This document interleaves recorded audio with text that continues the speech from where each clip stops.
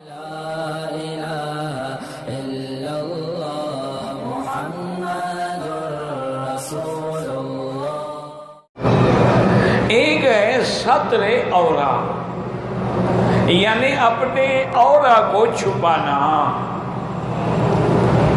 اور ایک ہے حجاب، عورت کا پردہ کرنا۔ یہ دونوں چیزیں الگ ہیں۔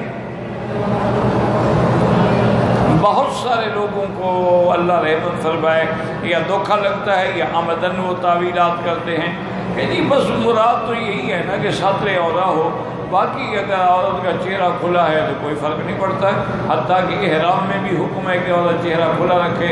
نقاب نہ لگائے، چہرے کو بند نہ کرے۔ تو یہ بہت بڑی یا تو غلط فہمی ہے یا وہ بیچارے بس اغیار کی تینوں کا شکار ہو چکے ہیں۔ ورنہ ایک ہے ستر عورا اور ایک ہے پردہ، دونوں الگ چیز ہیں۔ اب حضرت آدم اور بی بی حوا پہ جب امتحان آیا فبدت لہما سوآتہما، ان کا ستر کھل گیا، اس وقت وہاں کو بندے تو نہیں تھے جو دیکھ رہے تھے، وہ تو فطرت انسانی کا تقاضا ہے کہ آدمی اپنے ستر کو چھپاتا ہے۔ ایک ہے پردہ کے غیر محرم سے، اس کے الگ احکام ہیں۔ اللہ تبارک و تعالی نے قرآن مقدس کے اندر باقاعدہ حکم نازل فرما دیا کہ اذا سألتموہن متاعا فاسألوہن من وراء حجاب۔ اب اگر تم نے اسی سے کچھ مانگنا ہے تو پردے کے پیچھے کھڑے ہو کے مانگے۔ اسی لیے صحابہ رضوان اللہ علیہم اجمعین اگر کوئی مسئلہ پوچھنا ہوتا تو بی بی عائشہ پردے کے اندر ہوتی، وہ باہر کھڑے ہو کے یا امہات المومنین یہ مسئلہ کیسے ہے۔ اور پردے کا مقصد کیا ہے؟ تاکہ خود عورت بھی اور مرد بھی فتنے سے محفوظ رکھے، اور سب سے بڑا فتنہ جو ہے وہ چہرہ۔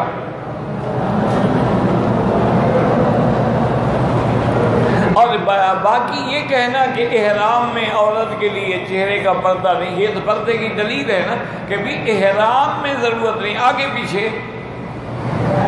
اور اگر ضرورت پہلے سے نہیں تھی پھر احرام میں کھلے رکھنے کی، قید لگانے کی یا پابندی لگانے کا کیا مقصد؟ احرام میں کہا کہ بھی مرد کا سر ننگا رہے اور عورت کا چہرہ ننگا رہے، مانے پہلے ڈھکا ہوگا تو اب کھلا رہے نا، جب پہلے سے کھلا ہے تو پھر اس کو کھلے رکھنے کا حکم دینے کا کیا مطلب تھا؟ اور پھر بی بی عائشہ صدیقہ رضی اللہ تعالی عنہا نے وضاحت فرما دی، فرمایا کہ جب ہم آئے عمرے کے لیے، حج کے لیے، تو اگر اذا صادفنا الرجال، کوئی مرد آ رہے ہوتے ہمارے قریب، صدلنا علی وجوہنا، ہم اپنے کپڑا جو ہے آگے گھونگھٹ کھینچ لیتے تھے، اور جب وہ لوگ دور ہو جاتے تو پھر ہم پردہ ہٹا لیتے۔ اسی طریقے سے حضور پاک نے یہ بھی حکم دیا ہے کہ کوئی آدمی کسی کو ملنے کے لیے جائے تو دروازے کے درمیان میں سامنے نہ کھڑا ہو، بلکہ جانب یمین ہو یا یسار، کیونکہ اتفاقاً دروازہ کھلے تو سامنے گھر والی کھڑی ہو، کسی کی بیٹی کھڑی ہو، بہن کھڑی ہو، پھر تو آپ نے دیکھ لیا، پھر پردے کا کیا فائدہ ہوا؟ اور یہ بھی اسلام نے حکم دے دیا کہ اگر آپ نے کسی کے دروازے پہ جا کے 3 دفعہ اجازت مانگو، اگر 3 دفعہ کے بعد کوئی جواب نہ ملے واپس آ جائے۔ اور یہ بھی اسلام نے پابندی لگا دی کہ کوئی آدمی کسی غیر محرم کے گھر میں اکیلا نہ جائے، تیسرا شیطان ہوگا۔ اور یہ بھی اسلام نے پابندی لگا دی کہ کوئی عورت جب غیر محرم سے بات کرے تو مسکرا کے اور ناز سے اور نخرے سے نہ بات کرے، بلکہ سختی سے جواب دے، تاکہ جس افیت مع الذی فی قلبہ مرض، جس کے دل میں کھوٹ ہوتے ہو کہ یار بات تو بڑی نرم کی ہے اس نے، بڑی ہنس ہنس کے باتیں کر رہی تھی، مانا یہ ہے کہ بات بن جائے گی، اس کو لالچ پیدا ہو گیا۔ اگر اس نے سختی جواب دی کیا بات ہے، میرا آدمی گھر میں نہیں ہے، بعد میں فون کریں بس، تو دروازہ بند ہو گیا۔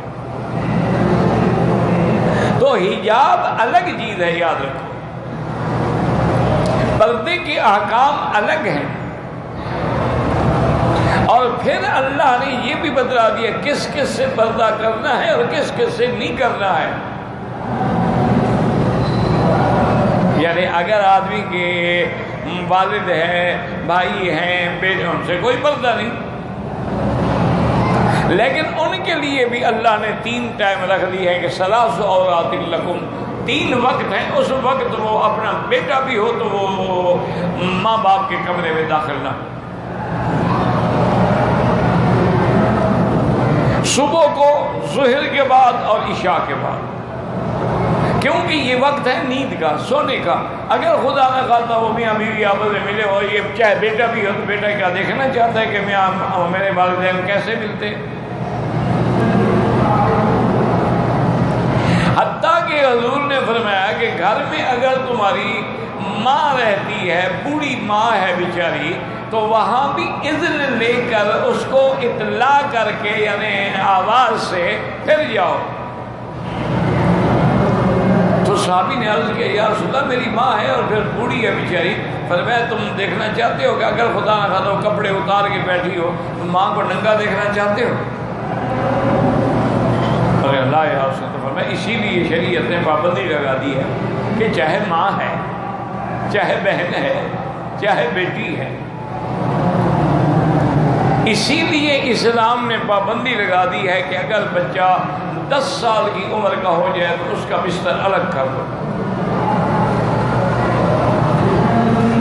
تو اس لیے ہمیشہ یاد رکھیں کہ احکام ستر عورت الگ ہیں، پردہ الگ ہے، اس کا اس سے کوئی تعلق نہیں۔ ستر عورت جو ہے وہ اتنا سخت حکم ہے کہ اگر ذرا سی بھی جگہ کھلی ہو تمہاری نماز بھی نہیں ہوگی، اس کا معنی ہے تم ننگے کھڑے ہو۔ جیسے ناف سے لے کر گھٹنے تک،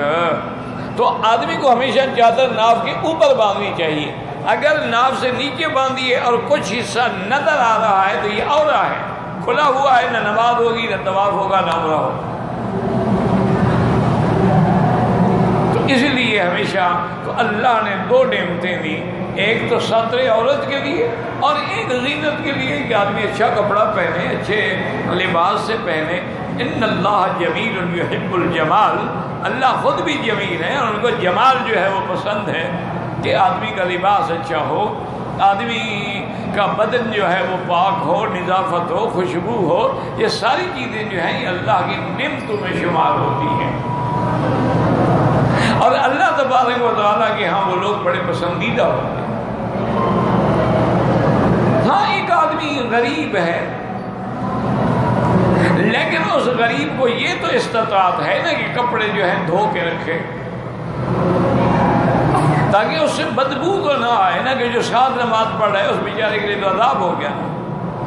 جو 8 دن غسل ہی نہیں کرتے، اور اگر کپڑے تبدیل بھی کریں تو ماشاءاللہ اندر کے کپڑے بنیان وغیرہ نہیں بدلیں گے، وہ بدبو آتی رہے گی۔